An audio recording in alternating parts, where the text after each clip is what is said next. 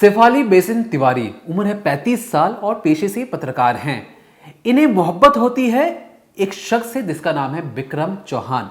विक्रम चौहान की अगर हिस्ट्री बताएं तो विक्रम चौहान एक इंफ्रास्ट्रक्चर कंपनी में बहुत ही ऊंची पोस्ट पर तैनात है। विक्रम चौहान की और भी कहानी है। दरअसल विक्रम चौहान की एक बीवी है जिसका नाम है दीपिका। दीपिका एक बड़े बैंक में बैंक मैनेजर के तौर पर काम भी करती है। दीपिका और विक्रम दोनों के 2 बच्चे भी हैं, एक 4 साल की बेटी है और एक 6 महीने का बेटा भी है। अब क्योंकि विक्रम और दीपिका दोनों अच्छी जगह पे काम करते थे तो उन्होंने सोचा कि क्यों ना एक पॉश इलाके में, एक पॉश सोसाइटी में घर लिया जाए, एक आलीशान फ्लैट या घर खरीदा जाए। अब ये कई दिनों से इसकी तलाश कर रहे थे। अब 2015 की बात है, गुरुग्राम में वो घर तलाश रहे थे। और दूसरी तरफ जो शेफाली है, और जो शेफाली भी खुद भी शादीशुदा है, पेशे से पत्रकार भी है और उसका एक हस्बैंड भी था। दोनों सोचते हैं कि क्यों ना प्रॉपर्टी बढ़ाई जाए। तो शेफाली जो उसका हस्बैंड था, उन्होंने एक अंसल वैली व्यू सोसाइटी है गुरुग्राम में, वहाँ पर घर लेते हैं और एक साथ 2 फ्लैट खरीदते हैं। उन्हें लगा कि प्रॉपर्टी में इन्वेस्ट करके फ़ायदा होगा। अब एक फ्लैट में खुद शेफाली और उसका हस्बैंड रहता था और दूसरे फ्लैट को उन्होंने सोचा कि किराए पे लगाया जाए। लेकिन समय की डिमांड देखते हुए, महंगाई को देखते हुए शेफाली ने सोचा कि इस फ्लैट को क्यों ना बेच दिया जाए। अब क्योंकि विक्रम और दीपिका फ्लैट कई दिनों से तलाश रहे थे तो इसी सिलसिले में शेफाली और विक्रम की बातचीत शुरू हो जाती है। पहले फोन पर बातचीत हुई कि हाँ भैया, हम आपको फ्लैट दिखा देंगे, आइए सोसाइटी में, हमारी बहुत पॉश सोसाइटी है, बढ़िया लोग रहते हैं, आके देख के जाइए। फोन तक तो बातें ठीक थी। जब विक्रम पहली बार उस सोसाइटी में जाता है, शेफाली को देखता है, तो शेफाली भी विक्रम के हैंडसम को देखकर उसे लगता है कि विक्रम बहुत ज़्यादा हैंडसम है, इससे दोस्ती करनी चाहिए। शेफाली अपने फ्लैट पे लेके उसे दिखाती है कि देखिए ये हमारा फ्लैट है, हमने इतने करोड़ में खरीदा था इसे, तो आप भी इसे खरीद सकते हैं। बातचीत होती है और फिर एक रोज़ विक्रम अपनी बीवी दीपिका को लेकर उस फ्लैट को दिखाने आता है। तो पहली बार शेफाली को पता लगता है कि दीपिका और विक्रम शादीशुदा हैं, उसके 2 बच्चे भी हैं। शेफाली को हल्का सा धक्का लगता है। याद रखिए शेफाली भी शादीशुदा है। लेकिन कागजी कार्रवाई पूरी होती है और जो विक्रम है वो शेफाली का दिखाया हुआ फ्लैट खरीद लेता है। विक्रम अपनी पूरी फैमिली के साथ उस फ्लैट पर शिफ्ट हो जाता है। 2015 की बात है।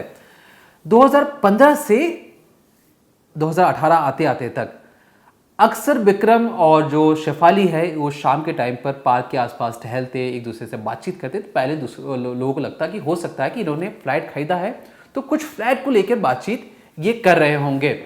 अब शेफाली रोज शाम को विक्रम के साथ घूमती और क्योंकि जो दीपिका है वो बैंक में काम करती थी तो अक्सर काम खत्म करके जब भी विक्रम आता तो शेफाली उसके साथ घूमने निकल जाती। सोसाइटी में घूमती, कहीं बाहर भी जाना होता तो हर जगह शेफाली और विक्रम साथ दिखने लगे। सोसाइटी वालों को भी पहले लगा कि शायद हो सकता है कि क्योंकि इन्होंने इससे खरीदारी की है तो दोस्ती अच्छी होगी। किसी ने ना नुकर कुछ नहीं किया। अब क्योंकि धीरे धीरे विक्रम और शेफाली अब करीब आने लगे। बीवी बैंक में काम करती, जो शेफाली का जो हस्बैंड था वो भी काम पे रहता। शेफाली एक फ्रीलांसिंग जर्नलिस्ट के तौर पर काम करी थी। फ्रीलांसिंग से कहने का मतलब, जब भी कोई छोटा मोटा काम होता है या कोई पत्रकार कहे, कोई बड़ा पत्रकार कहे कि भैया ये देखो ये छोटी सी खबर है, इसको ढूंढ कर या इस पर रिसर्च कर हमें दो, तो शेफाली वो काम क्या करती। अब क्योंकि शेफाली के पास भी वक्त ही वक्त था और जो इंफ्रास्ट्रक्चर जो कंपनी में विक्रम काम करता था उसका भी अक्सर काम जल्दी खत्म हो जाता। दोनों अक्सर कॉफ़ी शॉप पे बैठते, चाय पीने जाते और अक्सर कई जगह खाने पीने भी जाते। ऐसा करते करते इन दोनों को भी समझ में नहीं आया कि कब एक दूसरे से प्यार में पड़ चुके थे। 2015 की बात थी ये। 3 साल बीत जाता है 2018 आते आते तक। अब क्योंकि इसमें दिक्कत ये था कि जो दीपिका है वो शादीशुदा है खुद विक्रम के साथ, जो शेफाली है वो भी अपने हस्बैंड के साथ शादीशुदा है। दोनों एक दूसरे को समझाते हैं कि काम करते हैं कि क्यों ना हम एक दूसरे की फैमिली को समझाएं और कहें कि देखो हमें एक दूसरे से प्यार है और इसके बाद हम तलाक ले लेंगे अपने अपने हस्बैंड और अपनी बीवी से। शेफाली अपने हस्बैंड को समझाती है। हस्बैंड पहले नानुकर करता है लेकिन मान जाता है। उसे लगता है कि ठीक है, शेफाली की अपनी लाइफ है, वो इस पे जो करना चाहे कर सकती है। दूसरी ओर विक्रम भी अपनी बीवी को समझाता है और कहता है कि जो शेफाली है मुझे उससे प्यार है और मैं सोच रहा हूँ कि मैं उसके साथ अब रहना शुरू कर दूं। दीपिका को धक्का लगता है।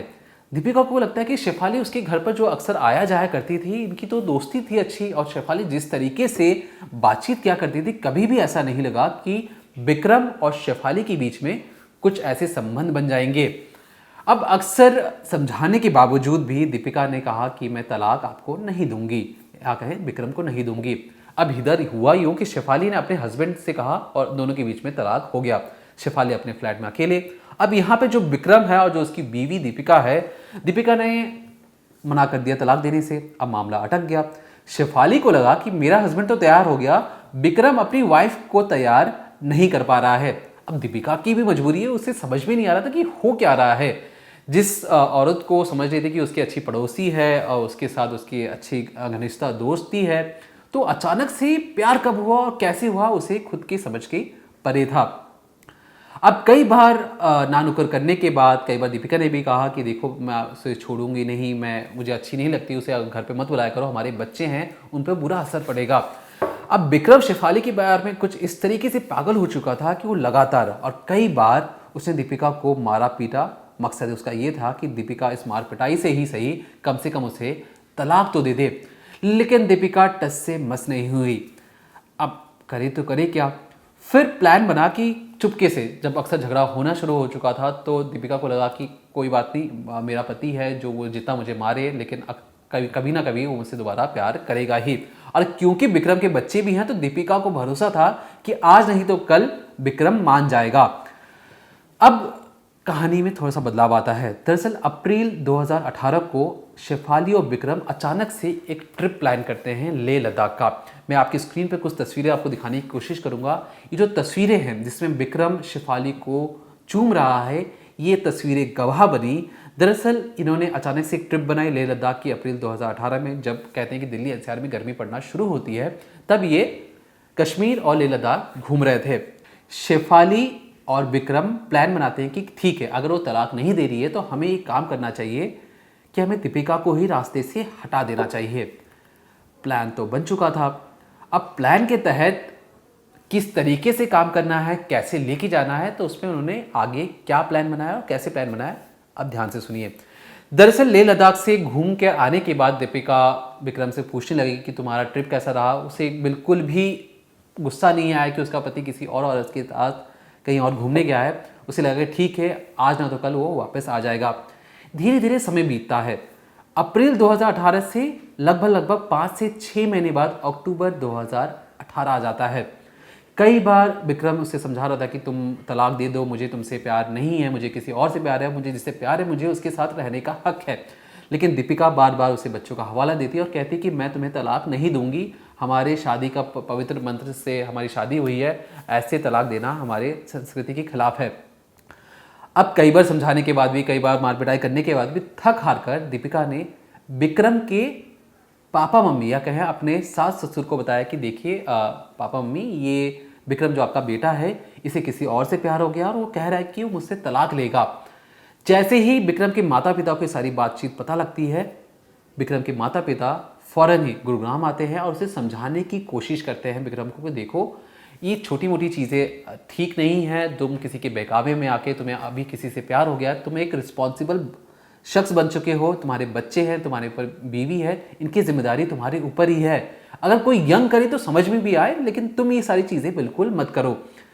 विक्रम उनकी बातें सुनता रहा, लेकिन उसे अंदर ही अंदर गुस्सा आ रहा था कि उसकी बीवी ने उसकी पीठ पीछे उसके माँ बाप को ये सारी चीज़ें क्यों बताई। दीपिका ने बार बार ये छुपाया भी उसके पेरेंट्स से कि देखिए अक्सर जो विक्रम है उसे मारता पीटता भी है। उसे लगा कि अगर पेरेंट्स उसको अच्छे से समझाएंगे तो शायद विक्रम मान जाए। अब क्योंकि विक्रम ने पहले कहा कि ठीक है आप जैसा कह रहे हो मैं मान लूँगा, मुझे दीपिका से के साथ ही रहना चाहिए, मैं शेफाली के पीछे नहीं जाऊँगा। अब उन्हें लगा कि ठीक है, अब करवा चौथ का दिन आता है 27 अक्टूबर 2018। 27 अक्टूबर 2018 को करवा चौथ का दिन था। करवा चौथ के दिन अक्सर जो बीवियां होती हैं अपने पति की लंबी उम्र के लिए उपवास रखती हैं। पूरे दिन उपवास रखा दीपिका ने। फिर जो उनके माता पिता थे, जो विक्रम के माता पिता थे, उन्होंने कहा कि ठीक है, अब तुम दोनों के बीच में रिश्ते मधुर हो चुके हैं, तो एक काम करते हैं, अब हमें भी चलना चाहिए, तुम लोग अपनी ज़िंदगी जियो, हमें भी काम है। जैसे ही विक्रम के माता पिता घर छोड़कर जाते हैं, एक मैसेज आता है। मैसेज में लिखा होता है कि फेंक दो, आगे गाली लिखी थी उस लड़की को बैल्कनी से। मैसेज भेजने वाली कौन थी? शेफाली थी। अब क्योंकि माता पिता जा चुके थे, विक्रम को अंदर ही अंदर गुस्सा आ रहा था, तो उसने प्लान बनाया कि ठीक है, मैं इसे अब नीचे फेंक दूंगा। वो उसका गला पकड़ता है, दीपिका का, विक्रम दीपिका का गला पकड़ता है। याद रखिए, जैसे ही माता पिता जाते हैं, दीपिका का गला पकड़ता है और उससे पकड़ते हुए बैल्कनी की ओर ले जाता है। बार बार दीपिका कह रही थी कि मेरे 2 छोटे बच्चे, मैं अपने मासूम बच्चों से बहुत ज़्यादा प्यार करती हूँ, मेरे साथ बिल्कुल ऐसा मत करो, मुझे मत मारो, मुझे दर्द हो रहा है। विक्रम के दिमाग में बस एक ही भूत सवार था कि जैसे ही दीपिका रास्ते से हटेगी, मुझे शेफाली से प्यार करने से कोई और रोक नहीं सकता है। बैल्कनी में ले जाकर उसका गला वो छोड़ देता है और वो नीचे गिर जाती है। अब विक्रम इतना शातिर, उसे लगा कि कल को पुलिस उस तक पहुंच सकती है, तो क्यों ना इस पूरे मामले को ऐसा दिखाया जाए कि जानबूझकर दीपिका ने आत्महत्या कर ली है। तो इसके लिए उसने बैल्कनी में पड़े हुए जो गमले थे उसको भी तोड़ दिया। ऐसे दिखाने की कोशिश की कि शायद दीपिका गमले में चढ़कर नीचे कूदने की कोशिश कर रही थी, इस वजह से गमला टूट गया। अब पुलिस जैसे ही मौके पर पहुंचती है तो उसके हाथ पैर भी फूल जाते हैं। दरअसल पहली नजर में तो सबने कहा कि शायद हो सकता है आत्महत्या है। अब क्योंकि जिस सोसाइटी में विक्रम और दीपिका रहते थे वहां आसपास कई और लोग भी थे। पहले किसी ने नहीं बताया कि उन्होंने क्या देखा। दरअसल जैसे जैसे मामला खुलता चला गया, लैपटॉप के जरिए बहुत सारी प्लानिंग और प्लॉटिंग के बारे में पता लगा, तो पता लगा कि जब ये लेह लद्दाख घूमने गए थे, जैसे कि मैंने आपको शुरुआत में बताया, तब इन्होंने एक प्लान बनाया था। प्लान के तहत कि आने वाले वक्त में जल्द ही, या कहें 24 अक्टूबर को, वो अपनी बीवी को लेकर नैनीताल जाता है। नैनीताल में उसने एक प्लान बनाया कि ठीक है, किसी को यहाँ पता नहीं चलेगा, मैं अपनी बीवी को, या कहें दीपिका को, पहाड़ की एक चोटी से नीचे धकेल दूंगा और ऐसा लगेगा कि उसने वो फिसल के गिर गई है। लेकिन नैनीताल में जो उसकी बीवी की तबीयत खराब हो जाती है और कहती है कि मैं होटल से बाहर नहीं आऊंगी, मेरी तबीयत बहुत ज़्यादा खराब है। शायद उसे अंदाज़ा हो चुका था कि उसका जो पति है उसे मारना चाहता है। कई बार कोशिश करने के बाद भी जब दीपिका ने मना कर दिया तो वहाँ से एक मैसेज आता है मेल के ज़रिए, क्योंकि शेफाली विक्रम को फ़ोन नहीं कर रही थी, तो उसने मैसेज करके कहा कि तुम लूज़र हो, मैंने अपने पति को तलाक दे दिया, तुमसे अपनी बीवी ठिकाने नहीं लगाई जा रही है। इसके बाद विक्रम और ज़्यादा गुस्से में हो जाता है। तब विक्रम किसी तरीके से अपनी फैमिली को लेकर दोबारा गुरुग्राम आता है और फिर तब जाकर दल की ओर बढ़ती है। फिर माँ बाप आते हैं और कुछ इसी तरीके से वो उसे नीचे धकेल देता है। जब पुलिस पोस्टमार्टम करवाती है दीपिका का, जब वो 8वें माले से नीचे गिरी होती है, तो पता लगता है कि उसकी गले में नाखून के निशान हैं। अब नाखून के निशान किसके हैं, तो उस पर फॉरेंसिक बुलाई जाती है, तो पता लगता है कि विक्रम के हाथों में दीपिका के गले की जो स्किन होती है, स्किन के अंदर कुछ स्किन फंसे हुए थे दीपिका के, उससे पता लगता है कि हो ना हो इनके बीच में झड़प हुई है। अब दीपिका को मारने वाला कौन, विक्रम। अब क्योंकि फॉरेंसिक के बाद कोई ऐसा ठोस सबूत और नहीं मिल पा रहा था, बजाय ये कि ईमेल में कहा गया कि देखो उसको मार दो, तुम लूजर हो, तुम उसको मार नहीं पा रहे हो। अब धीरे धीरे सोसाइटी में कुछ लोगों ने कहा कि हाँ, हमने देखा था विक्रम को अपनी बीवी को नीचे फेंकते हुए, और बार बार जो दीपिका थी वो कह रही थी कि मुझे अपने बच्चों से प्यार है, मुझे मत मारो, और हमने अपनी आंखों से देखा है। कई मीडिया रिपोर्ट्स में ये भी दावा किया गया कि एक से ज़्यादा गवाह उस सोसाइटी में मौजूद थे, क्योंकि देखिए जब आप सोसाइटी में मौजूद रहते हैं तो आसपास कई लोग और भी होते हैं जो बैल्कनी में खड़े रहते हैं, कहीं ना कहीं कोई खड़ा होगा, किसी ने देख लिया, और यही सारे सबूत मिलकर विक्रम के खिलाफ गए। विक्रम को 2 दिन बाद ही अरेस्ट कर लिया गया, और ये सारे सबूत ईमेल के जरिए नैनीताल में मारने की कोशिश, और कई बार जो जिस तरीके से उसने अपनी बीवी को टॉर्चर करने की कोशिश की, जो बच्चे छोटे छोटे बच्चे भी कह रहे थे कि देखिए मम्मी को मारते हैं अक्सर पापा, तो ये सारे सबूत मिलकर विक्रम के खिलाफ गए। अब क्योंकि नैनीताल में जो मर्डर की जो प्लॉटिंग थी उसमें कहीं ना कहीं इसका हाथ भी था, और जो आखिरी मैसेज था जो गिराने से पहले 9:37 पर एक मैसेज किया गया था कि उसको बैल्कनी से फेंक दो, गाली लिखी थी फटाफट, तो ये मैसेज भेजने वाली भी कौन थी, शेफाली थी। तो शेफाली पर मर्डर की प्लानिंग और प्लॉटिंग का भी केस चला और दोनों को अरेस्ट कर लिया गया। अब अरेस्ट तो क्या किया, तो पता लगा कि शेफाली तो खुद भी प्रेग्नेंट है। शेफाली 6 महीने की प्रेग्नेंट थी जब उसे गिरफ्तार किया गया, और शायद इसीलिए उसे बेल पर फिर छोड़ भी दिया गया। अब जो उसकी फैमिली है, जो दीपिका की फैमिली, वो कह रही है कि अक्सर जेल में जो जितने भी कई ऐसी महिलाएं होती हैं जो प्रेग्नेंट होती हैं, उन्हें वहाँ पर रहने की इजाज़त होती है, जेल में ही उनकी प्रेगनेंसी हो जाती है। इस बना पर कि भैया उसने इतनी खतरनाक प्लानिंग प्लॉटिंग की, उसे बेल पे रिहा कर दिया जाए क्योंकि वो प्रेग्नेंट है, तो ये गलत होगा, ऐसा दीपिका की फैमिली का क्लेम है। अब यहाँ पे जो विक्रम है उसे पर कार्रवाई चल रही है, लेकिन विक्रम के साथ उसके भाई, जो विक्रम का जो भाई है, उस पर भी डाउट है। जो भाई अब तक फरार है, पुलिस उसका पीछा भी कर रही है। 2018 का मामला था। अब तक कोर्ट में केस पेंडिंग है और हाल ही में जैसे ही उसको गिरफ्तार किया गया शेफाली को, उसे बेल पर भी छोड़ दिया गया था। फिलहाल इसमें जो जिस तरीके से जो लव अफेयर का मामला था, एक्स्ट्रा मैरिटल अफेयर का मामला था, प्लानिंग की जाती है, प्लॉटिंग की जाती है और धोखे की ऐसी कहानी कभी कभार ही लोगों के सामने आ पाती है। लोग अपनी जिम्मेदारी से भागते हैं और मोह माया के पीछे इस कदर पागल हो जाते हैं कि उन्हें लगता है कि वो मोह माया ही असल में उनकी जिंदगी है। अब हुआ क्या आखिर में? आखिर में दोनों ही जेल में हैं, एक जिंदगी बर्बाद हो चुकी है। उन बच्चों का सोचिए जिनके सिर के ऊपर से माँ का साया तो गया ही, एक पिता का भी साया चला गया। तो ऐसी कहानी आपको झकझोर के रख देती है, आपको समझ भी नहीं आता कि लोग ऐसा कैसे कर सकते हैं। लेकिन ये हमारे समाज की एक छुपी हुई सच्चाई है जो कहीं ना कहीं दबी रहती है। ज़्यादा जानकारी के लिए देखते रहिए क्राइम तक।